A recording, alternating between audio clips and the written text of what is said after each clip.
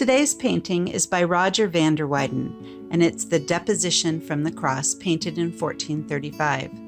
First, a little background on Rogier Van Der Weyden. He is a Netherlandish painter who was from Tournai, France, but spent most of his artistic life in Brussels. We know that he was a highly successful artist who was internationally famous during his lifetime. Van Der Weyden, Robert Campen, and Jan van Eyck are considered the three greatest Flemish painters of the Northern Renaissance. He held the title Painter to the Town of Brussels. As Brussels was where the resplendent court of the Duke of Burgundy was, this was quite prestigious. His early training is a bit fuzzy, as the records were destroyed during World War II. It is believed that he trained under Robert Campen in Tournai. Civil records let us know when he became a master, that he was generous and served on the boards of charities and his guild. We know of commissions his workshop received and payments. With all that we do know, it is surprising that we are less sure about which paintings are his. Van Der Weyden never signed his works. He worked in other artists' workshops before becoming a master, and then, when he was made a master, he had a large workshop of his own. So while we know that he received a commission for a work, we cannot know for certain that he is the one who painted it.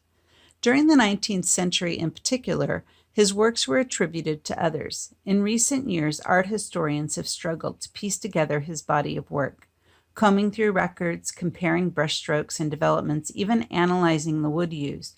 All they can do is come up with a best guess. Some they are more sure of than others.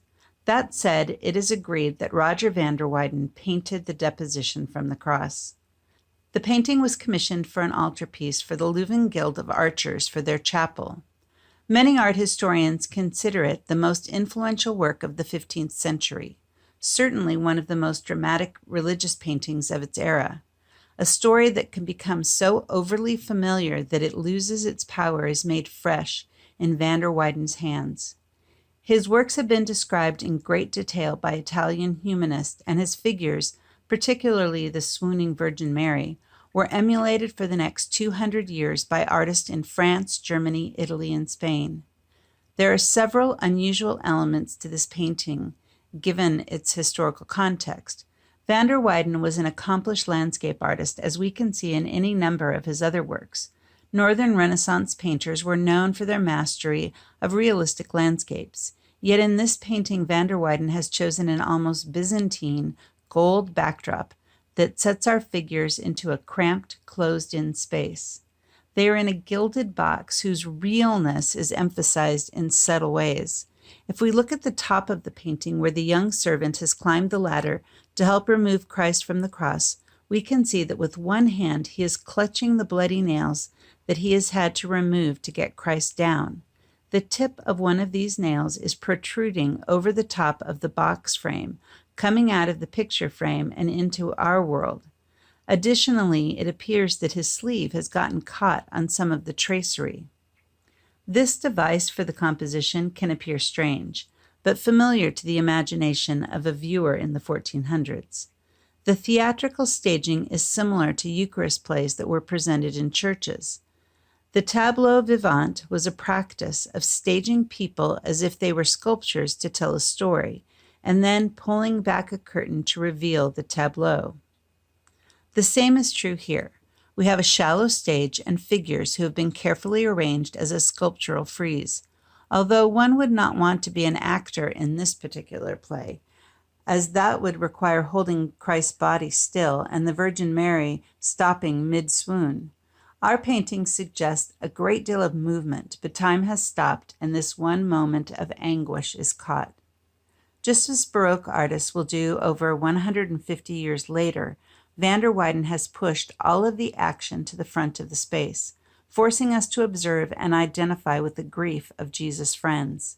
Ahead of his time, Van Der Weyden has expertly combined a strong use of diagonals with rich colors to create emotional intensity.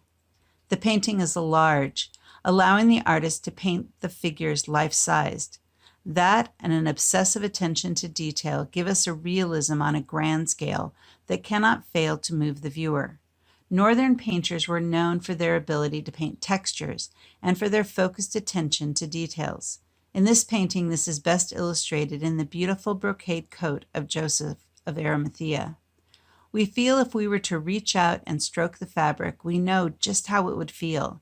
Additionally, the gold threads in the fabric appear to reflect the light, adding to the richness and luster of the cloth. One of the most distinctive features of paintings from the North is the folds in fabrics. Crisp, angular, and precise, artists in the North prided themselves on their ability to drape fabric in this manner. As we look at the figure of Mary Cleophas, her white headdress, we can see the sharp, angular folds that are so distinctive of Northern Renaissance works. These folds have been compared to origami, or paper folding. They are so sharp. Contemporary clothing is also a part of this image, making the crucifixion's message timeless, as Van der Weyden has lifted it out of its historical context and placed it in his own. The colors of the North are generally bright, pure, and deep, but in this work that is taken to the extreme. In particular, the vibrant blue in the Virgin Mary's gown is 2 layers of pure lapis, one of the most expensive pigments an artist could purchase. The amount of gold needed to cover the background on a large altarpiece was also a lavish expenditure. It's been suggested, as this painting was done fairly early in Van der Weyden's career, that he was attempting to create a masterpiece, one that would assure his place in Flemish art and bring him attention and commissions internationally. That is one reason for the unique setting, that he was able to paint what was in essence a grand-scale sculpture. Additionally, the extravagant use of expensive pigments made the work even more appealing and prestigious. There are 10 figures in this work, unevenly divided between the left and the right, and yet the composition feels quite balanced. Van der Weyden achieved this by using solid colors on the figures on the left and balancing their larger number with the elaborate coat of Joseph of Arimathea and the multicolored gown of Mary Magdalene. Additionally, the entire composition has brackets, as it were, created by the curving bodies of the Apostle John and Mary Magdalene. They serve to frame the figures, making the group a tighter, more intimate gathering. In essence, this work is a study in grief. The holy mourners have gathered, united in their sorrow, but each with their own individual expression. Van der Weyden is a master at expressing these intense human emotions, but without losing control and crossing the line into melodrama. One way he has united our mourners in their sorrow is in the use of tears. One description of these tears is pearls of pain, an apt choice of words. If we focus in on the Apostle John's face, for instance, we can see how adept Van der Weyden has been at capturing his grave yet controlled anguish. The expression, reddened eyes, and silently flowing tears tell us all. One tear is nearly to his mouth. We can all but taste the salt. John tenderly reaches down to catch the falling Virgin Mary, and as we see her hand dropping, we note John's feet are bare, and there's a skull. The bare feet are to remind us that this is holy ground. Christ's blood has been shed, and the site of the crucifixion, while gruesome, is also the sacred place of our redemption. The skull has its own story. Generally in art, particularly Catholic art, skulls are memento mori, or a remembrance of death or mortality. If you recall in our Simonette painting, there was a skull on the ground to foreshadow Christ's coming death. However, a skull at the crucifixion is meant to symbolize Adam. There was a belief that Christ was crucified on Adam's grave, and the skull in crucifixion art is to remind us that the sin of the first Adam has been healed by the death of the second Adam, or Christ. In Romans 5, we read, "Just as through the disobedience of the one man, Adam, the many were made sinners, so also through the obedience of the one man, Christ, the many will be made righteous." If that isn't clear enough, Paul reiterates the idea in 1 Corinthians 15:22, saying, "As in Adam all die, so in Christ all will be made alive." And so the iconography of the skull is a recurring theme in the art of the crucifixion. Above the Apostle John are 2 more Marys who have ministered to Jesus over the course of his ministry. Their expressions of mourning are clear, their presence as much to support Christ as the Virgin Mary. Mary Salome in the green gown is gazing down at the Virgin and offering a hand of support. As we move through to the other side of the painting, we come to Nicodemus. Nicodemus takes on the weight of Christ's body, his sorrow clear on his face. His gaze travels through Christ and settles on his pierced feet. Nicodemus's red clothing provides a slash of red through the center of the work, making its own backdrop of Christ's body. There is a young man up the ladder, presumably a servant of either Nicodemus or Joseph. He has just removed the nails from Christ's hands, a gruesome task, so that the body can be removed. He too helps to support Christ's body as it is lowered. Joseph of Arimathea stands next, in his elaborate robe and face filled with despair. He cradles Christ's feet. His face is almost portrait-like, as if a friend had posed to play this part. Looking at this man's face, we see a real person, distraught over a personal loss. By contrast, Mary Magdalene, Mary Salome, and the Virgin Mary are less real individual women. They're more idealized variations on the same model. Behind Joseph is, we believe, another servant holding the spices that will be used to embalm Christ's body. We are told this about Joseph in the book of John. Later, Joseph of Arimathea asked Pilate for the body of Jesus. Now Joseph was a disciple of Jesus, but secretly, because he feared the Jewish leaders. With Pilate's permission, he came and took the body away. He was accompanied by Nicodemus, the man who earlier had visited Jesus at night. Nicodemus brought a mixture of myrrh and aloe, about 75 pounds. Taking Jesus' body, the two of them wrapped it with the spices in strips of linen. Now, as we move from Joseph, we come to Mary Magdalene. Mary Magdalene's grief is expressed with more abandon.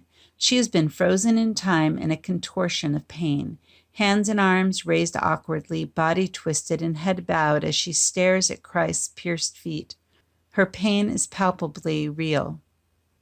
Mary Magdalene and the Apostle John are brackets around the scene, their bodies curving inward and enclosing the drama.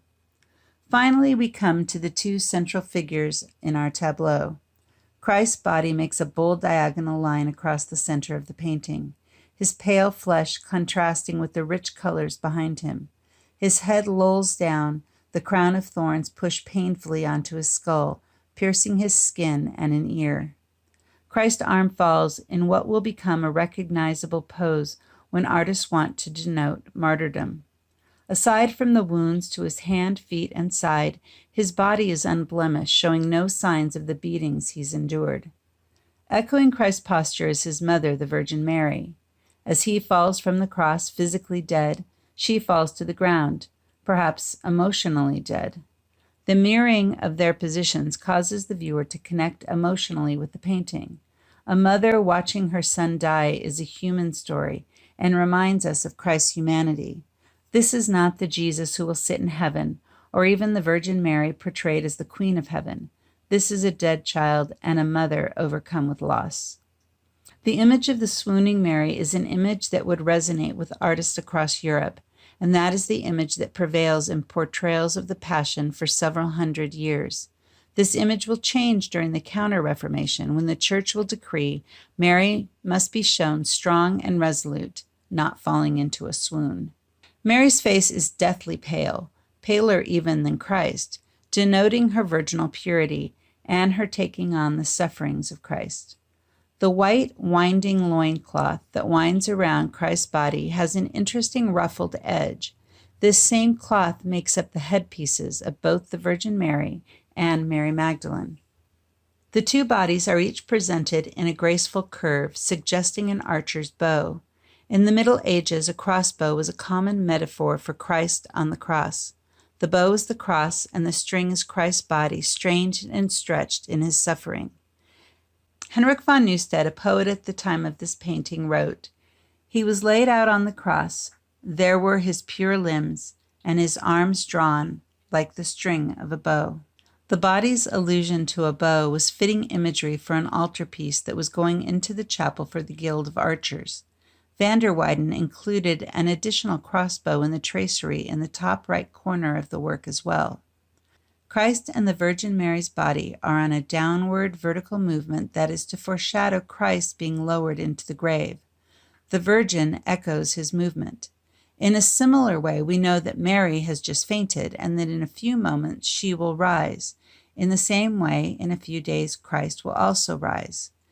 Van der Weyden has made a cross with 2 diagonal lines.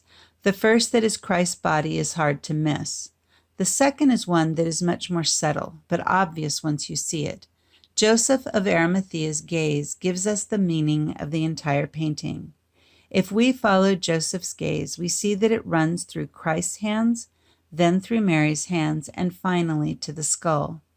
Just as Christ is known as the second Adam because his death reversed the death sentence that Adam's transgressions had brought to humankind, so Mary is known as the second Eve because she responded with obedience to God, and with her obedience began the chain of events that culminated in Christ's death and resurrection. In that one glance, we have the sin of Adam, the fall, and humankind's redemption. Thanks for watching. Make sure to like this video by giving us a thumbs up below, and make sure to subscribe so you don't miss great commentary on classic works of art. KellyBagdanoff.com is your source for great content and curriculum, as well as devotional materials using the medium of art. Make sure you visit and subscribe. Pablo Picasso said, "Art washes from the soul the dust of everyday life." So take a moment to share this video because art is too important not to share. See you later, alligator.